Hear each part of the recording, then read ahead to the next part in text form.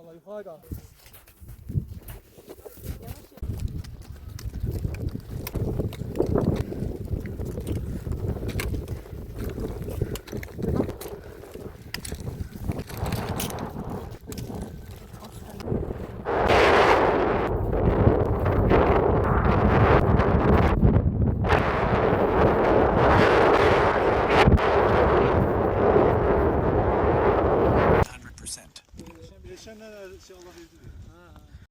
Deyirəm.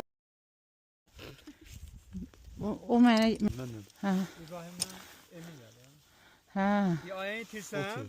Otur. Oturum, hara oturum? Çəkirəm axı. Çəkmə, otur, ayağın dincəlsin. Üçün şəkil eləyim. Hoşlu gelmişse bir satalım. Yox, xoşuma gəlir. Prosta deyirəm ki, Senin satalım. elənki Dağın başında uzanmışıq görəndə hamımız. hayfım gəlir də Az verdiyim qalıb pula. yatırıq. Elvin neçə metrədəyik? Bir dənə denən zəhmət olmasın. 3450-dəyik, eləmi? Hə. 600 piyade yolumuz var.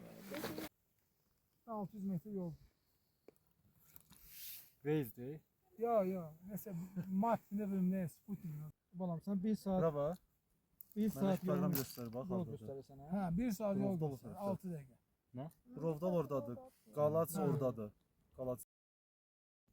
Gördün? Mən o ürək məsələsini necə yiyeyim? Öyle bir tane varyantı var. Ya Bak koy bir de buradan sen kampa. Şöyle getirmiyor. 11 Ne? kilometredir.